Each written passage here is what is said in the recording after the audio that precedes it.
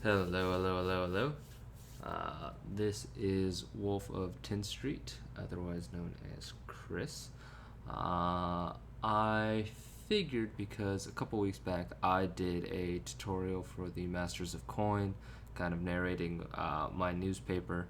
I will give you forewarning right now that video went an hour long, and I am still getting questions from admins in ban concerning material that was covered and just kind of the complexities of it. So, if this is a lot to take in, obviously that's not to bash the admins, but that's just to tell you that there is a lot of information that is packed in these newspapers. So, I'm going to kind of do a rundown here. I'm not even going to try and call it a quick rundown, I'm just going to do a rundown. And hopefully you guys can fast forward to any points that you find interesting. I'll try and get timestamps for you. But let's just start off the bat. Let's not waste any time because I promise you I'll start talking a lot as we go on. Um, so what we have here is we have the Merchant newspaper. We got 26 pages, which is really 22, but we'll get there. So I just want to talk first of all about this top 25 singles over the past 3 weeks. Now, on the beta paper, which I give to Masters of Coin, I actually factor in a few more vendors. But for this one, just because it's really easy for me, it's really clean. If something goes wrong, I can fix it easily. And honestly, it's what I was using for the longest time, so it's totally reliable. But what you're seeing here is TCG data on the retail front. So this is TCG low plus shipping. So you can see the actual cost of these cards. How much if you went to buy them, obviously not with tax, and if you're not in or if you're not in America, I can't really help you. But this is what these cards cost in North America right now on the largest platform that sells Magic the Gathering cards. The buy list is from the king of buy list. This is Card Kingdom.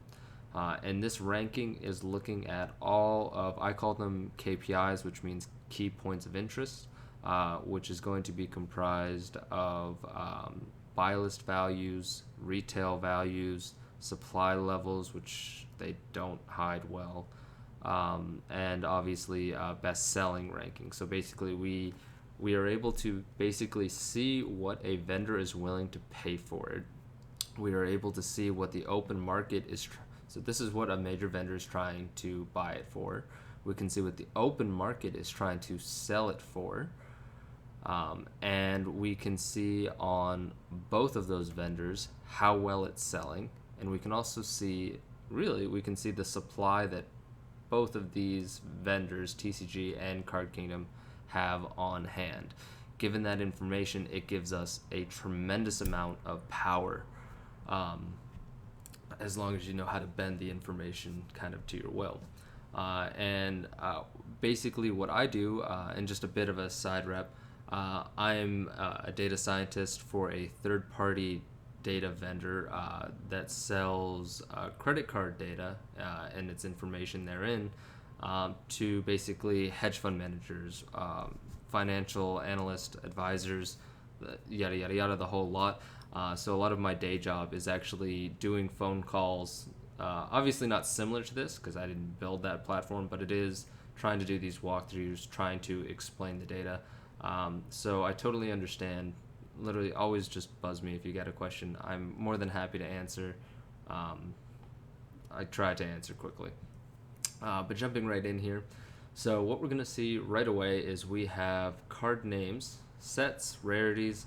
We see the TCG low retail buy list, and this is the KPI ranking, which ranks all of those KPIs that I mentioned earlier according to basically the vendor's position in the market. Now, what I mean by that is that I'm not going to tell you how much, but obviously TCG does a lot more revenue annually than Card Kingdom. Now, I will fully admit Card Kingdom is almost certainly a lot more profitable. Actually, maybe not, but I think in terms of the revenue that they do sell, their profit percentage will be a lot higher. Um, but anyways, getting back on track, because I know that more cards are going to be sold on TCG, we are going to weight their metrics higher versus Card Kingdoms. but we always obviously want to take buy lists into account. Anybody who talks to me, I will tell you, and I'll mention this obviously miscellaneously on every podcast or recording that I do.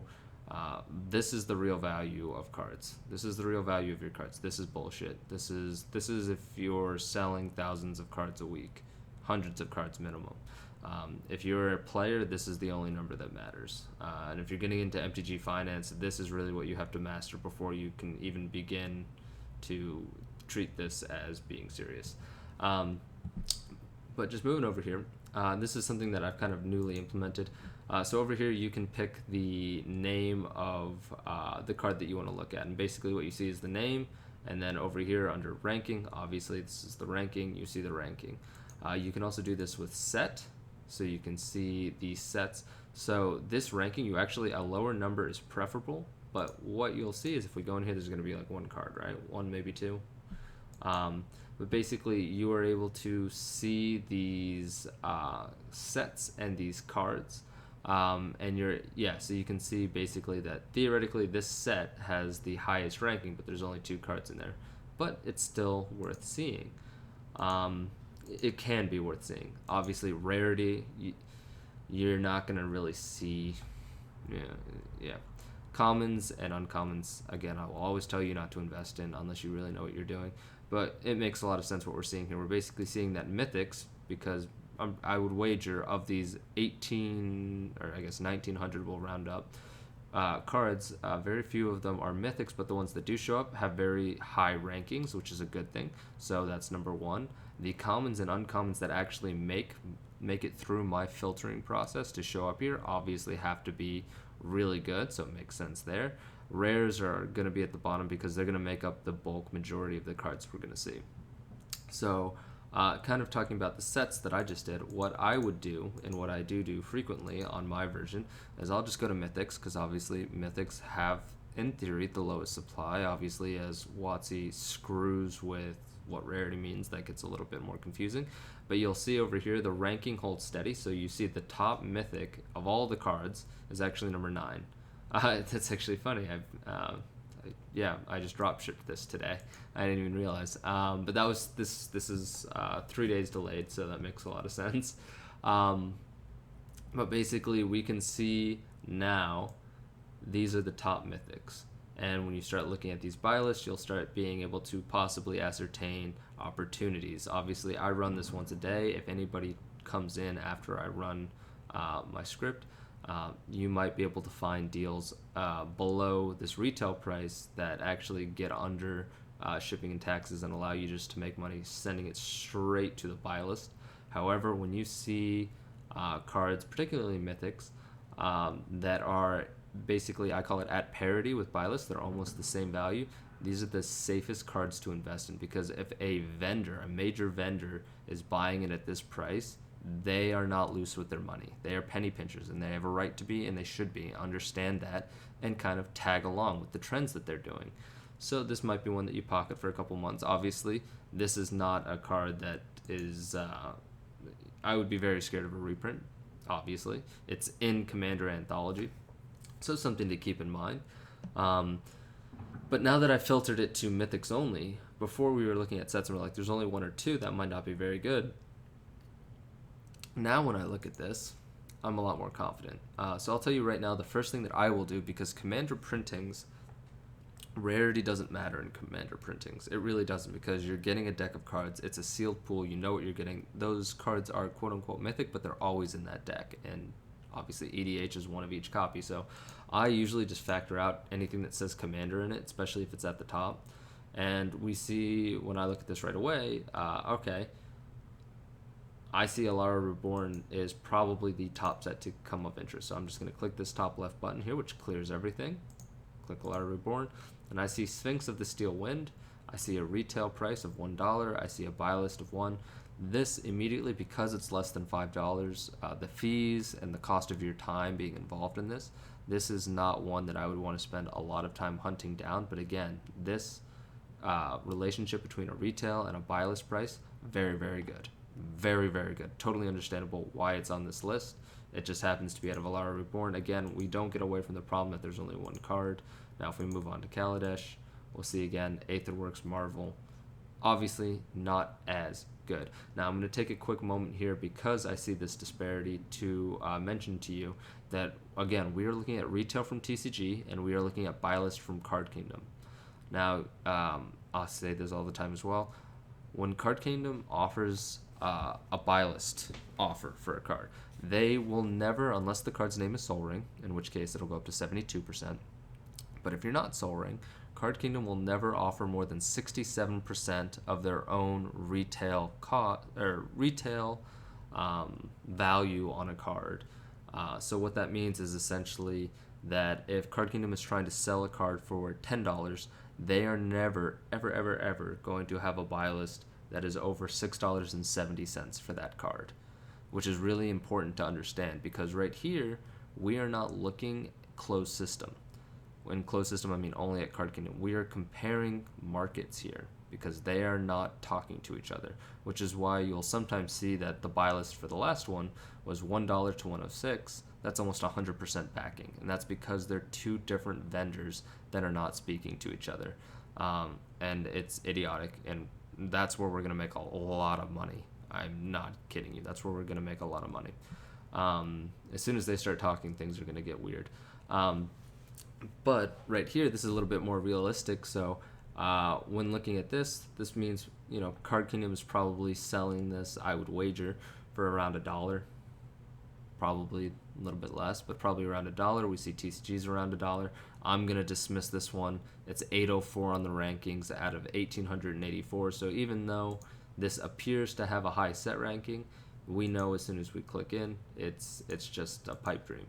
But this is just part of data interpretation. I will say a lot of times what I do is I just pop in here, I'll look at Mythics, I'll kick Commander out, get rid of these, and I'll just look through. So, Urabrask, obviously Titans, if it dodges a reprint, and Hidden Masters, it's going to be huge. Animar, this is surprising. This right here tells me I'm not bullish on this. So when I see this, there's two options. This either means that because this is our retail margin and it's showing up on my KPI ranking very highly, this tells me that this card is selling really well on TCG. So if you did want to do a long-term investment, and by a long-term investment, I mean longer than 6 months, this is a very good card to invest in because it's selling really well on TCG. They're selling it for $12. Card Kingdom is probably selling it possibly for cheaper or at the same price as TCG. Now, what that means, now think about it for a second. If you trade in cards to Card Kingdom, you get a credit bonus. You want to maximize that credit. So if you're going to now spend that credit and you know that this card has a high sales rate on another platform at the similar price, this would be a good place to park your credit. This would be a good place to invest your money with Card Kingdom as a vendor because you understand that this card is clearly moving. Now, this might be temporary.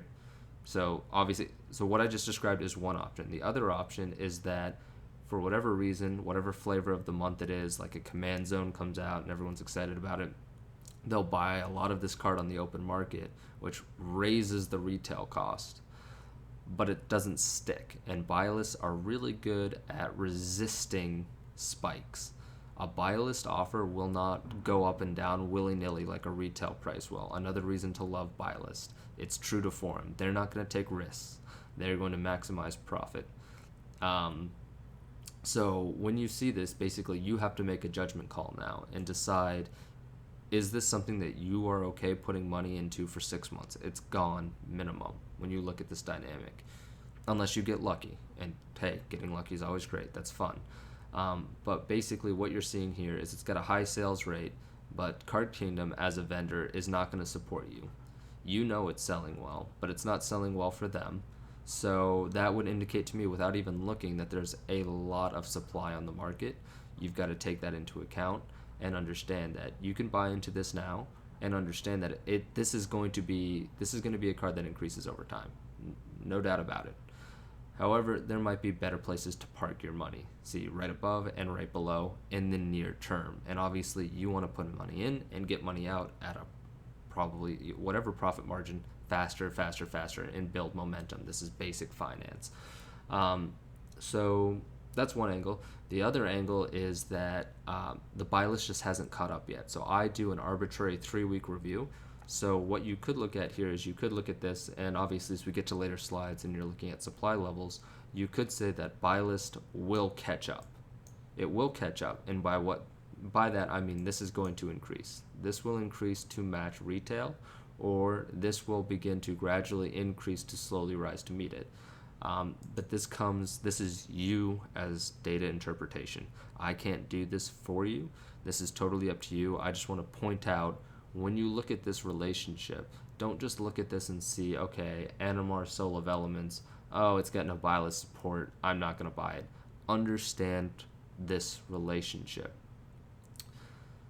Either it's selling really well on TCG because people keep undercutting each other at a certain price point, so it's selling really well, but it means there's too much supply to meet demand, so we get this relationship. Or it is just beginning to sell really well, and the buy list, even though I'm doing a full 3-week review, has yet to really interpret that, and that's your judgment call. I can't do that for you, but this is something you have to think about and understand. This is a nice ranking. But you look right underneath that, you see Dak Faden, you see Conspiracy. I mean, this is a much easier buy-in for an immediate short-term gain. The other thing that you've also got to take into account is the number of printings. Obviously, both of these, I think, have another printing or special editions.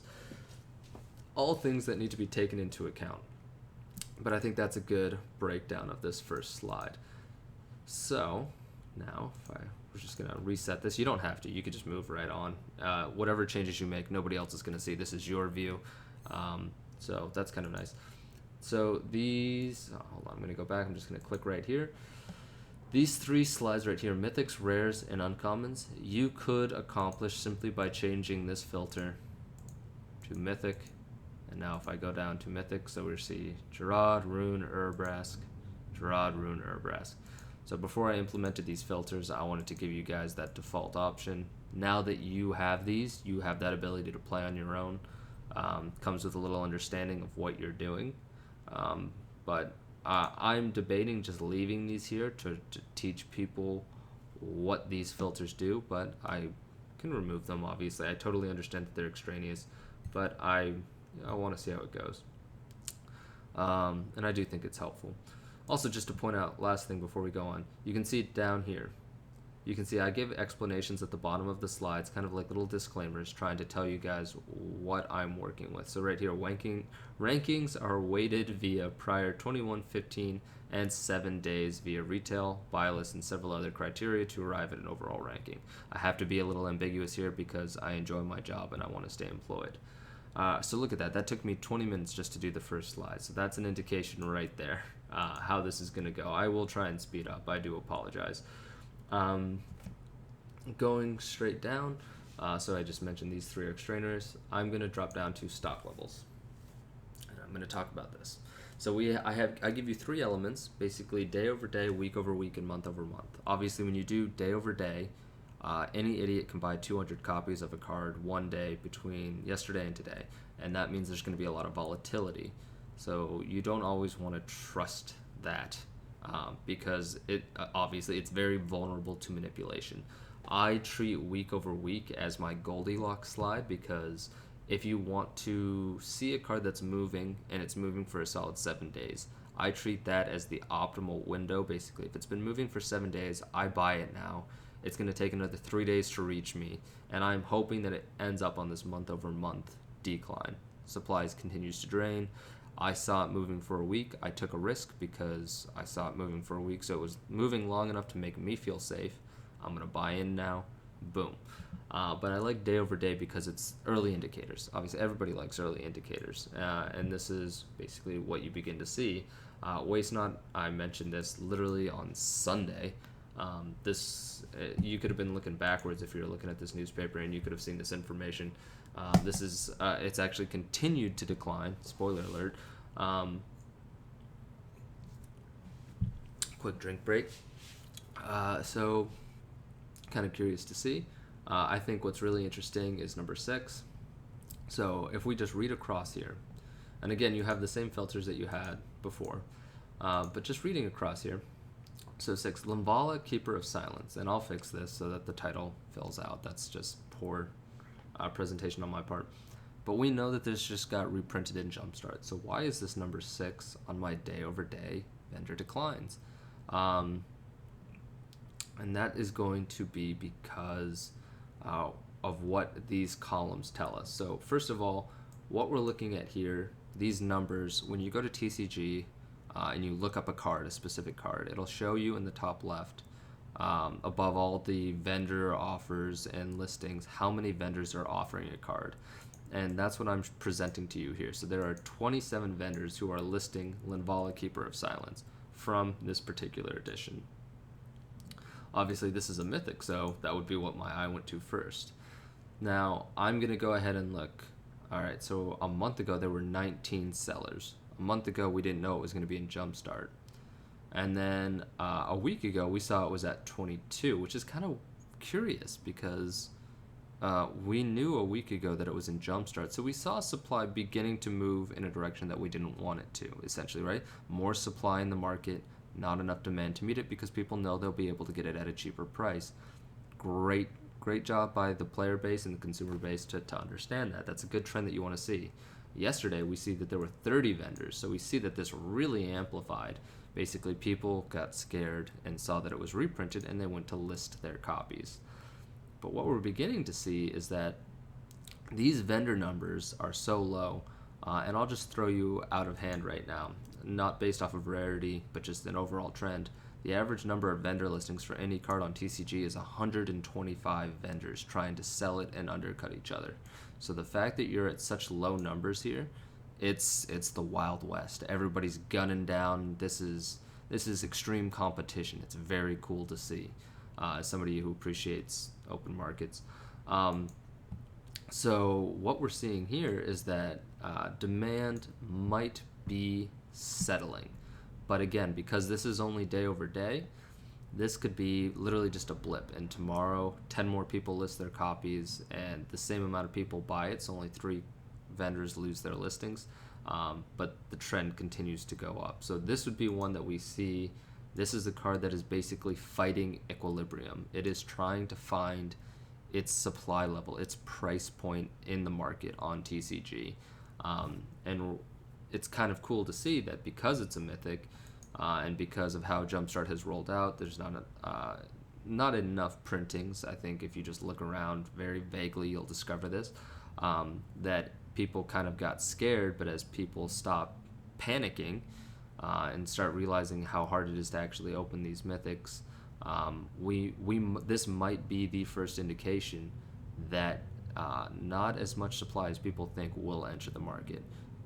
That said, it could also be just a hiccup in the road as this continues to pretty linearly climb in the wrong direction, with today just being a hiccup. So again, this is how you interpret this data, this time sequence here. And basically all I'm giving you over here, I don't like this, I might rename all of these to make it fit and look better.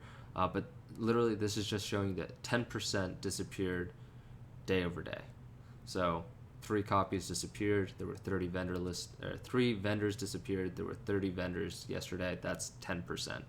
And obviously we're ranking based off of the highest amount, and obviously this percentage will immediately favor cards that have fewer vendors, which you could say is a flaw, and I understand that, but that also just tells you which cards are already in low supply, and we're moving in the right direction. And then kind of vice versa, what you see down here on number 12 is you'll be able to see much larger movements too, and begin to see those early indicators. So again, I always, when I go through, first thing I'm doing, boom. If you know certain sets were printed in lower demand, if you have a favorite that you just want to check into, if you've noticed, if you noticed on slide 1 that Alara Reborn Mythics were like the hot movers, you could look in here and see if you can find it. This would be kind of like a further indicator that supply is draining. You might want to get in on this. I'll tell you right now, I've invested in this one, this one, this one, this one. Basically cards that continue to keep showing up. This one I wouldn't touch with a 10-foot pole. Yeah, this one's funny. Anyways, so I'll just quickly breeze through these next two. See, I told you this one was only 5 minutes. So again, this is going to be the same information, but this is going to be comparing today versus a week ago, as opposed to the last slide that we looked at, which was looking at today versus yesterday, and it's going to be ranked here. And now I told you this is my Goldilocks slide. This is for you're not children. This is for fucked up reasons. This shouldn't be here. It is. Get jiggy with it. Sakushima students. Now we see waste not here. Now we saw waste not here, and we saw it on day over day. That's screaming, buy me, buy me, buy me, buy me, buy me, buy me, buy me. It could not be any louder to me. This supply is not only draining, but it's draining so it's at a consistent rate. So it was draining at, let me pop back here, hopefully it doesn't take too long to load. So it was drained 27%, so we lost 4 copies versus yesterday. Here, we lost 7 copies versus a week ago. So 7 is obviously greater than 4, but you got to take into account the time frame. Obviously, 6 extra days. So this card is slowly draining out, and what I would begin to be worried about is that this number, you've got to understand, it's never going to reach 0. It's never going to reach 0. Some a-hole is going to, that might be me, is going to list this card at $500 because I have one and I see that the market's empty. It's never going to reach 0, so you have to be very aware that this trend is eventually going to bend back. So you see it go 32, 18, 15, 11. You've got to be ready for this bend from 11 back to 15, back to 18. And all of this information is trying to teach you is that you see 32, you see 18, buy now at 18. By the time you get your cards in hand, it's at 15. Now there's only 11, but because you saw that initial trend on day over day or week over week, you were able to get in ahead of the rest of the market because you're actually looking at tangible data. When you see a null value like this just means this card a month ago was not even in the top 40,000 best-selling cards on the market. So it swung in out of nowhere. I don't want to give it a ranking because it throws off all of my algorithms downstream. So unfortunately it's a little ugly. I could throw on a filter. But basically, for all intensive purposes, this card did not exist in any relevant financial plane a month ago. But it popped onto the scene a week ago, and now we're watching it. And if it continues to stay, we keep those numbers. Toothy, obviously, this one's pretty understandable. If you want to be a player and try and explain it, pretty easy. But yeah, you can run through. So like I described with that U-bend of trying to see the linear trend, so I show you what's decreasing. So I show you what's currently in demand. So in what you might see, and I doubt we'll see it now, I'm not going to go looking for it, but you might see if I go to month-over-month stock declines, you might see that a card, waste not again, dear God, this card is screaming by me. Sakushima student as well, I bought a ton of. That's interesting. No, it's not that interesting, because again, you're comparing today versus then, so when I see this versus this, there's no inside information, there's just, yeah. But what you might see here is you might see a card here because over the last month it has really dried up over the market. Like 66% of vendors disappeared from the market versus a month ago.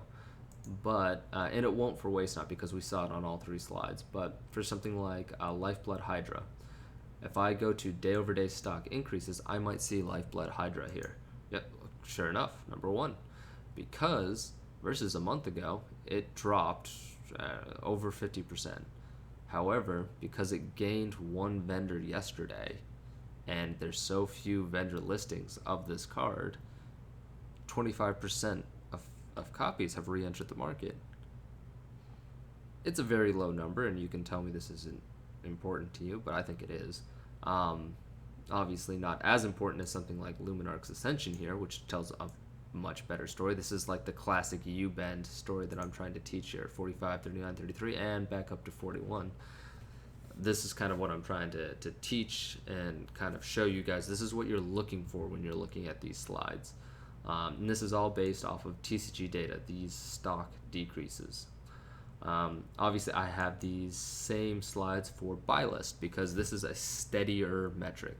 Now, you'll notice I don't have a market retail value for those cards. I show you stock levels. And that is because on TCG, it's an open market. So any Tom, Dick, or Harry can post their copies, and you have to basically, I don't want there to be outliers, because you'll see a lot of times stores that want to enter the market, they'll price super aggressively just to enter the market.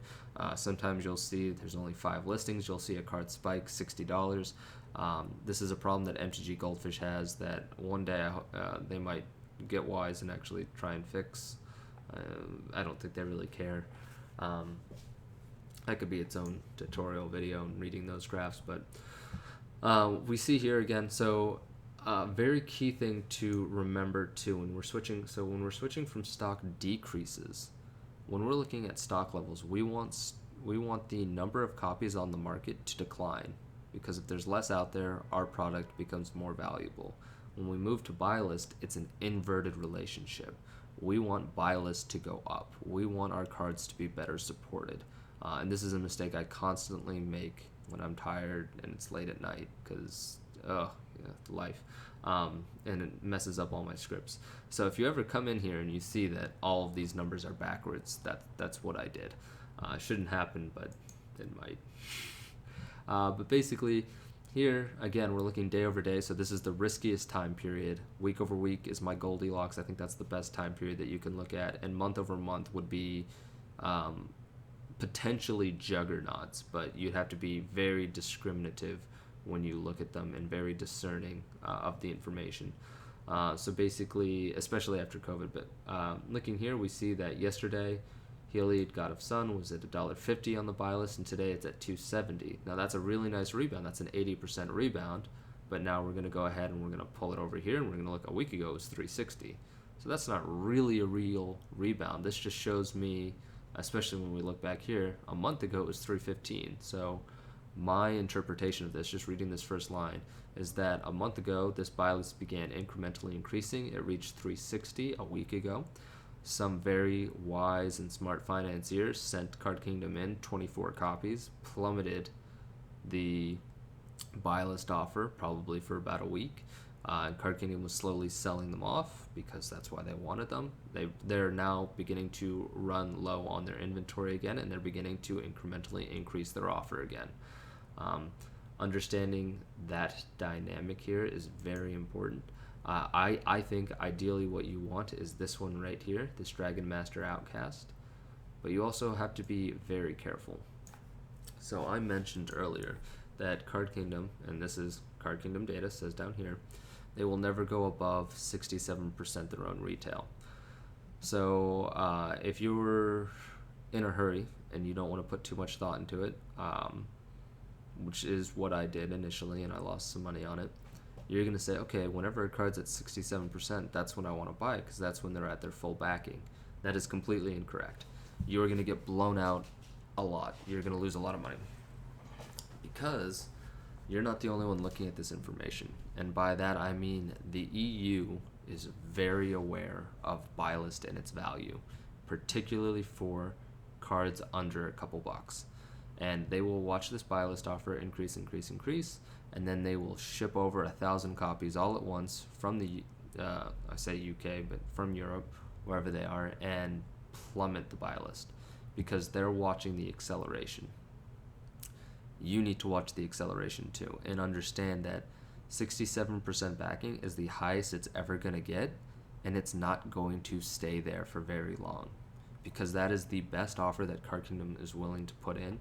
And even if you're only semi-paying attention, or if like TCG market, it turns out that you would actually make more money selling to Card Kingdom's buy list than you will on the TCG market.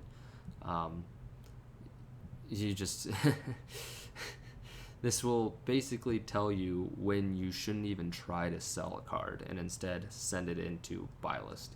But what you really need to pay attention to on these slides for buy list offers is that you want to notice acceleration, understanding that there's a hard ceiling where, again, it's the U-bend inversed. It will climb up, up, up, and up until it hits that 67% versus Card Kingdom's own retail offer, and then it'll begin to sink back down again.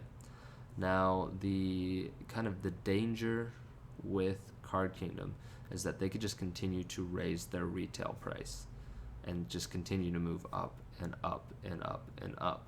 And this is why I put stock levels ahead of buy list, because obviously if stock levels continue to decline, these folks are more likely to lift their retail margin and make it look like, okay, it's still at 58% backing, but they're raising their price of their card from 250, 275, 325, and you might not be aware of that if you only looked at the percentage. So I try to show you these actual dollar values.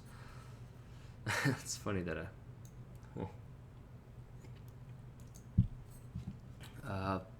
and again, I could put filters on this to raise the dollar value. I think I actually put it at $1.50, is because I try to make these cards worth a little value to you. If I went below $1.50, I would get rid of all the uncommons. But now that we have the filters, I'll let you guys do that. So moving on down. So now we're going to get to the complex stuff.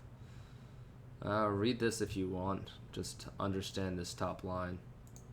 Please, dear God, I am not a savant.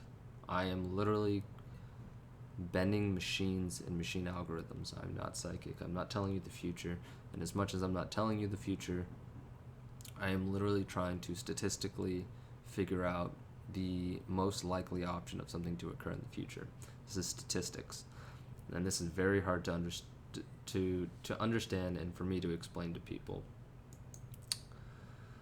So we're going to pop down to our buy list growth 7-day forecast.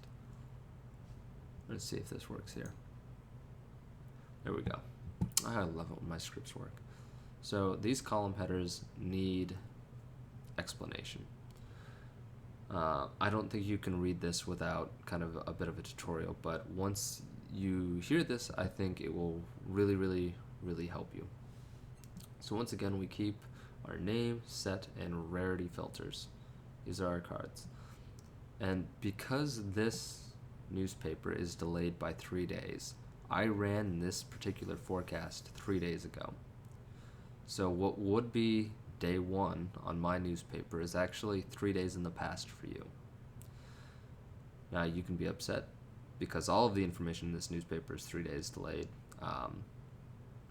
But I think this actually, and to be quite honest with you, inadvertently gives you guys kind of a distinct advantage over people who are using my current forecast, because you can see literally as of today, 3 days, 3 days out, how is my forecast doing? And we'll get there.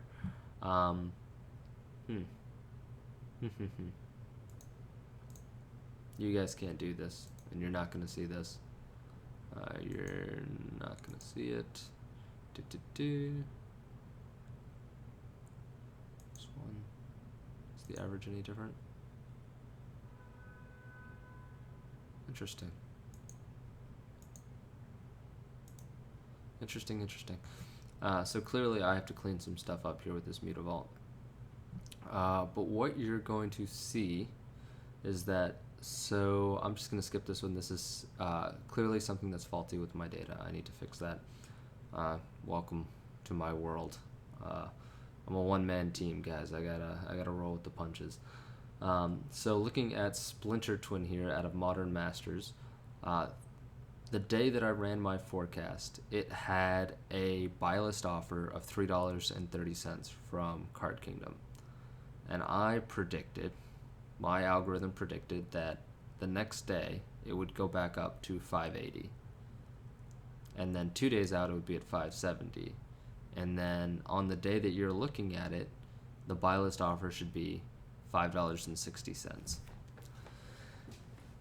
So what you could do being the savvy person that you are, is you could immediately go to Card Kingdom and look at their buy list offer and see, is it anywhere close to this? And if it's not, ignore everything that's over here, because clearly my algorithm is either missing something or my math is just bad. See Mutavault. I'll tell you right now, the algorithm that I do have, everything you see here has a minimum 80% accuracy rating. The computer thinks it's 80% accurate, but obviously a computer is a computer. It's not perfect. It's not going to see things like when WotC announces cards being printed in Jumpstart. My algorithm doesn't know that, so it's going to predict that the buy list will return to quote-unquote historical normal, but you and I both know that's not going to happen. That's interesting. But yeah, I'm reading my own newspaper. It's interesting to me. But again, so this is what the buy list was the day that I ran the algorithm. This is what I predicted it would be the day that you're looking at it, and that's why this column is named today. And then 4 days into the future, based off of this data and recurrent, a lot of different, I run 4 different time series models now, and I select the model that is most quote-unquote confident of its results, and kind of combine them here and limit it down again based off of additional filters. This is actually a data science slide, so this is where the complexity begins to kick in. And this is really all that I offered people for a while, and I realized that this is a little lazy, and to be honest with you, I say that right after saying there's a lot of actual math in the background, but this is lazy, and by what I mean by that is that this could be wrong, and when you look tomorrow, these cards might not be on the same slide, because obviously I might not have that same degree of certainty, I might not have that same statistical backing, because I might have been really wrong, or something happens, but I don't show you that, I don't show you those changes. So I added these performance slides, and these are my favorite slides in all of these newspapers. Gotta take a quick drink because there's a lot to unpack here. Alrighty. Ooh, this is gonna be fun. Alrighty. So, again, we have our name, set, rarity. We have week ago -3. So again, on my personal newspaper, my beta one that breaks all the time, this would be 7 days ago. For you guys, because this data is, again, 3 days delayed, this is a week ago -3. So this is 10 days ago.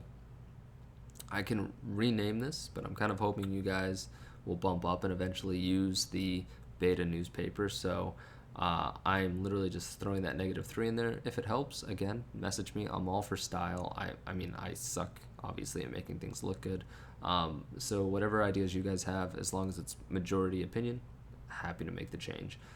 But what this column is telling you is, this is saying, this is what the buy list for this card was 10 days ago. This is what it was. All right? Now, and I ran... Alright, so this is what the buy list was 10 days ago. The week ago forecast is what this symbolizes. WA forecast is a week ago forecast. So I said, so based off of this number, based off of this column right here, this WA -3, I looked at Sliver Legion when the buy list offer was $55, and I said, based off of my algorithm, this is not me guessing, this is literally based off of almost a full year of stats, or not stats, but data backing, that the buy list would increase to $57 in a week. And I say this with an 80% degree of confidence. Now, this next column here, this PM week ago, is my plus minus. If you factor this into the week ago forecast, my algorithm claims that it is now 95% accurate. 95% accurate.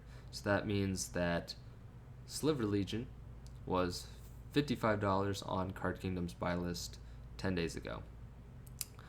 I ran my algorithm, and my algorithm said with 80% degree of confidence that it's going to go up to 57.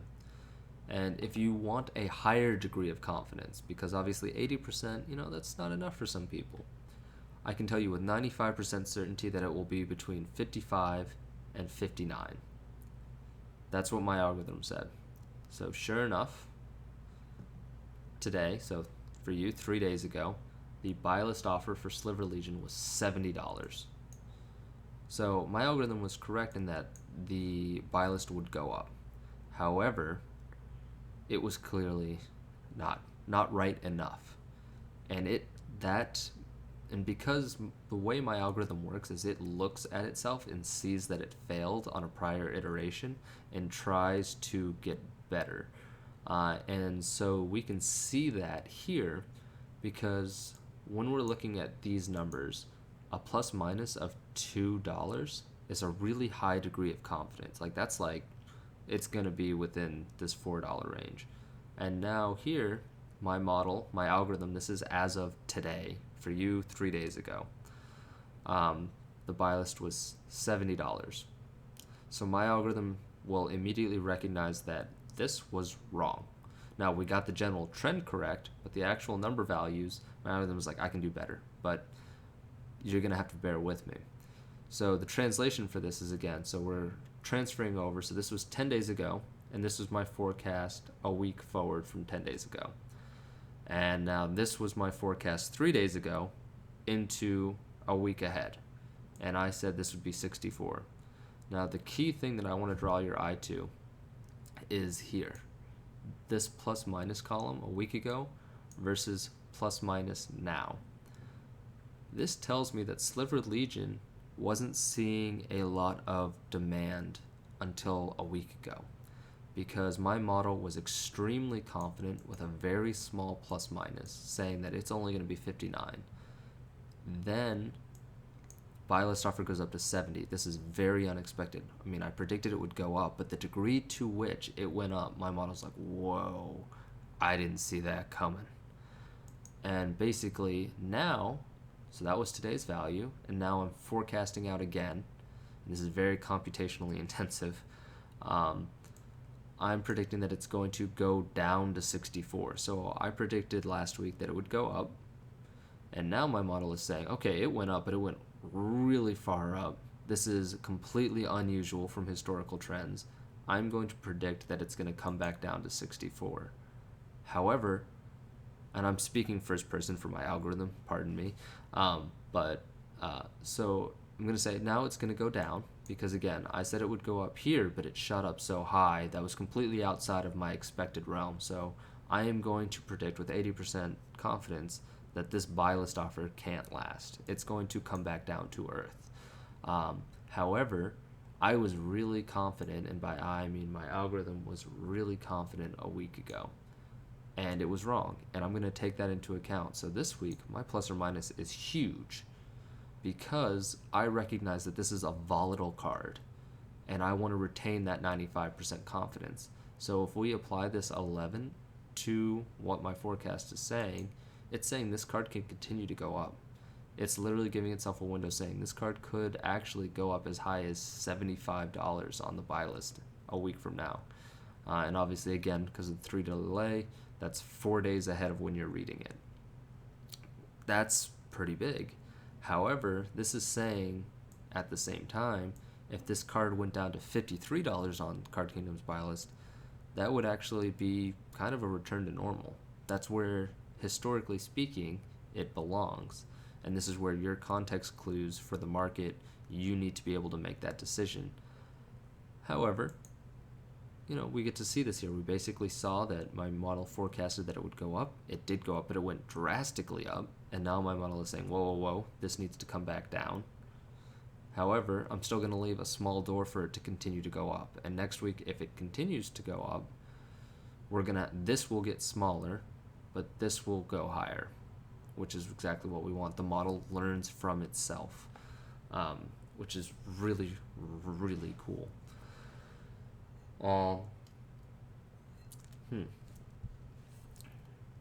So that's kind of like the granular deep dive view into one of these. So again, And the reason why this is called a performance slide is I'm showing you how my algorithm did a week ago, how it performed versus what actually happened today. And I'll let you now make a judgment call based off of how basically these three columns relate to this one. And if they were really accurate and these three columns are telling you something really weird, you have added confidence now that I told you a week ago that this card would go up. And if I still think it's going to go up, my model is very, very, very, very confident that this is a card the market is sleeping on. And you now, as I've described these columns, need to interpret that in your own understanding and in your own light. And in general, I have a hard time doing this, and I did this kind of as I sat back, and it's kind of why I paused. When I look at this list, I think this is very wise. I think buy lists are very good at doing this macro level. They're buying modern staples. They're buying modern staples at a time, and they're being very bullish on modern staples. And of course, I mean, my mouse is hovering over Cyclonic Rift, but they're being very bullish on modern staples in a time where the modern format is in a lull. There's never going to be a cheaper time to, never going to be. It's a really cheap time to buy modern cards. And the vendor is very sneakily leaning into that. Card Kingdom is totally leaning into that and making it look like they're offering you high dollar value versus retail. But when in fact it's a depressed market, they know it. And now, if I say, but realistically when people begin playing Magic in paper again, you can bet that Modern is going to increase. There's going to be a tournament. These cards are going to spike in retail value, and they're now going to be able to sell them at very healthy profit margins. This is excellent business on their end. I mean, I just see Cavern of Souls, Tarmogoyf, Scalding Tarn, Jace, Misty Rainforest, Horizon Canopy, Urza is definitely. Ooh, that's an interesting one. Dark Confidant, classic. Pact of Negation, I'm pretty sure that's Blood Moon, Thoughtseize. All of these cards. It doesn't get more clear cut than that, in my opinion.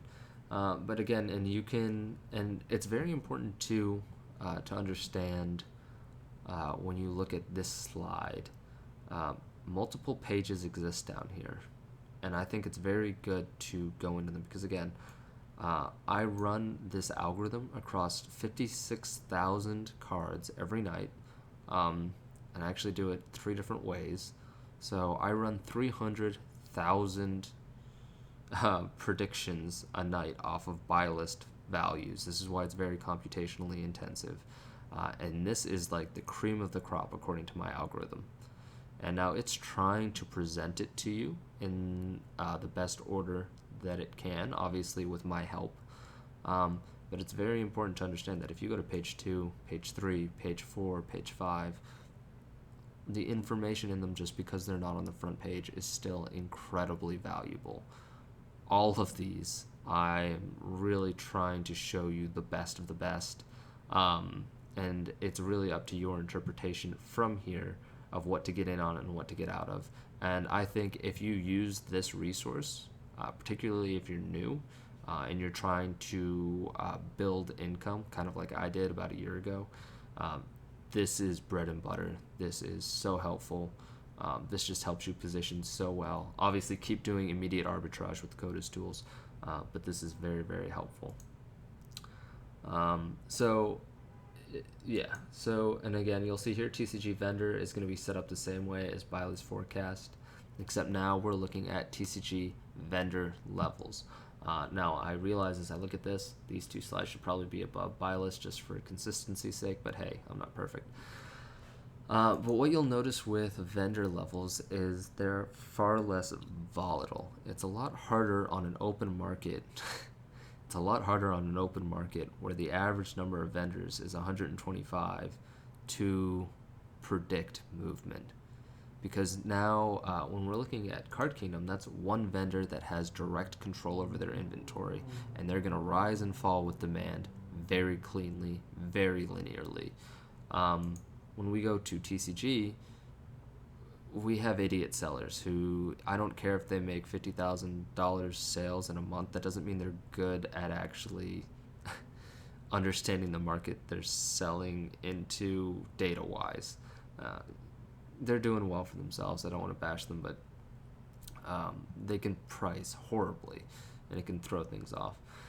So these forecasts are really hard. I've crashed so many things. But it's the same principle. So we ran this basically.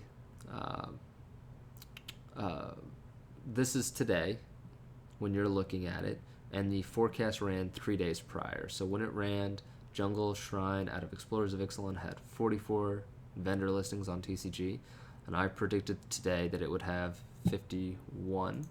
And now you're going to have to bear with me.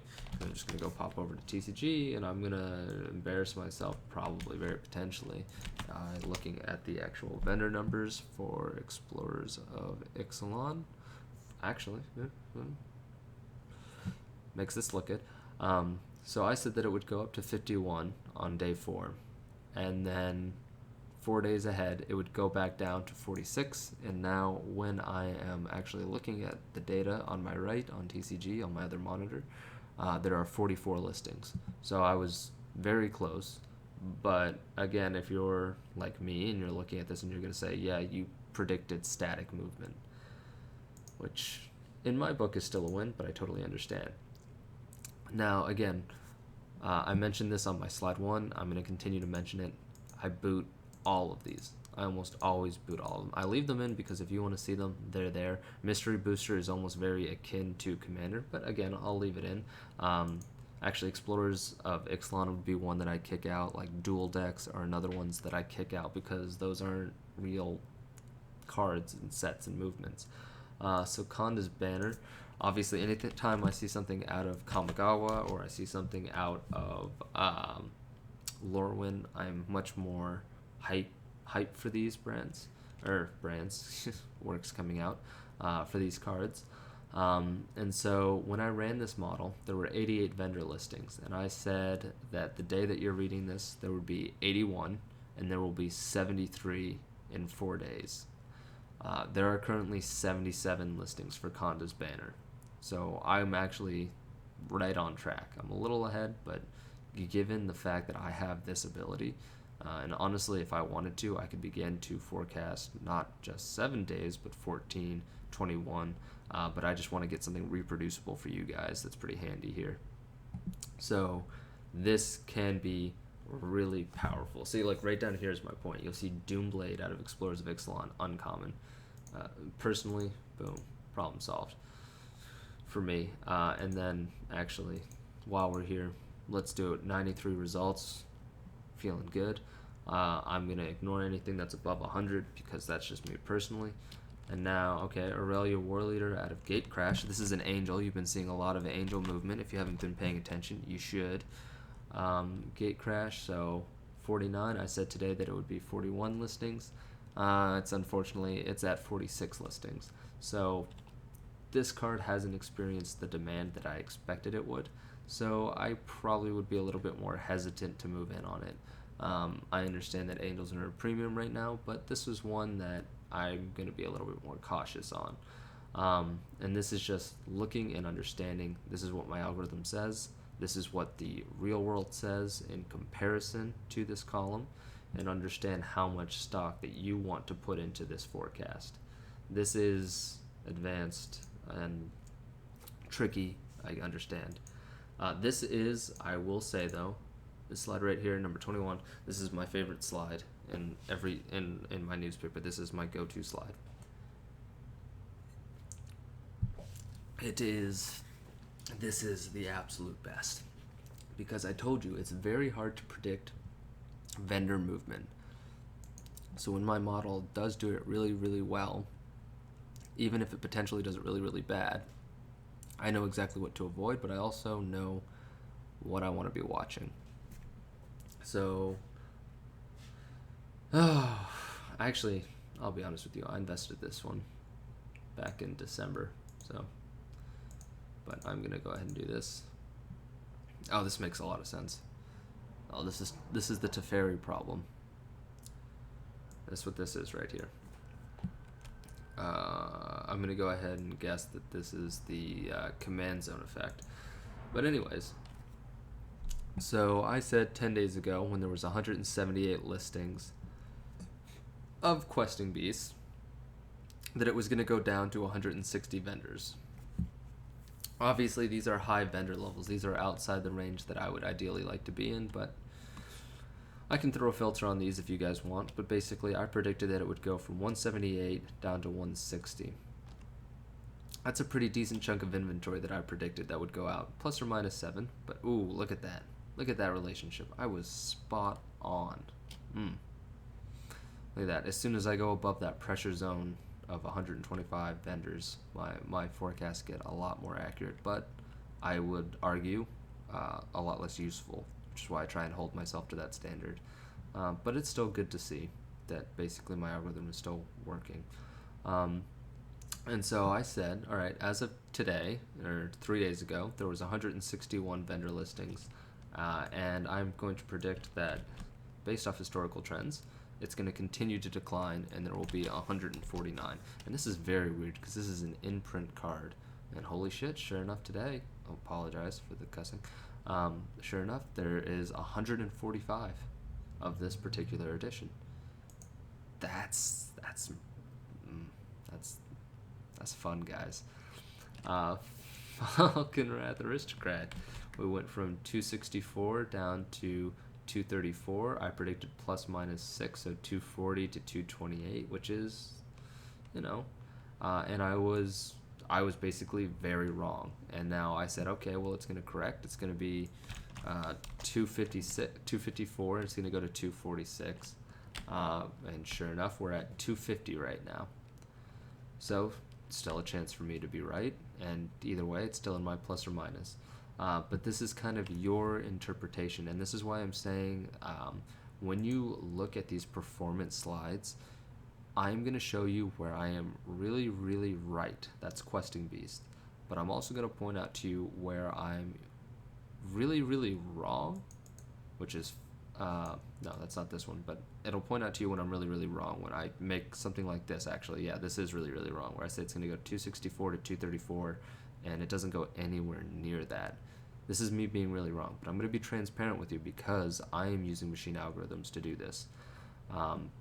However, it also shows you, it just shows you, so you can use your own intelligence, your own understanding of the market, your own unique position in a market to understand these numbers and basically say, okay, this shows movement. This is in line with a Teferi curve, a turn 3 Teferi, a turn 4 Teferi, a turn 5 Nissa, and a turn 6 Ugin.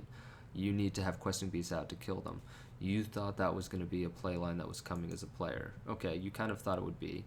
The data supported it a week ago. It said this card is in demand. People want it. And it's continuing to say that it's in demand. And looking now at TCG versus this, you see that is. You now have a hard data backing. Now, when you see my model say this, you don't understand the backing. You go look it up. You see that it's not very right. You understand, okay, the historical data, his algorithm, it's not very good at this. Stay away. And honestly, you could look at Questing Beast and say, I don't understand why this card is moving. I see that it's moving consistently. I personally don't understand why it's moving that way. I'm not going to invest in it. That's perfectly understandable too. I will say this is definitely my favorite slide, and as you can see, there's very few results. I go through every page on this every day. I literally go, when I read this newspaper, I go from page 1, I go to page 6.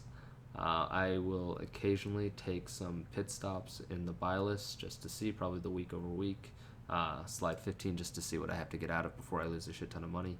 And then I go straight to slide 21, and I will spend anywhere from 5 to 20 minutes on this one slide.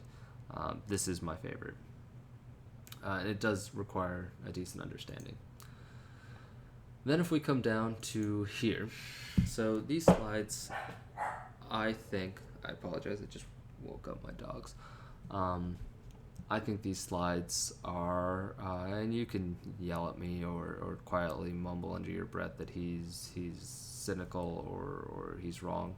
These slides are, I think they are useless.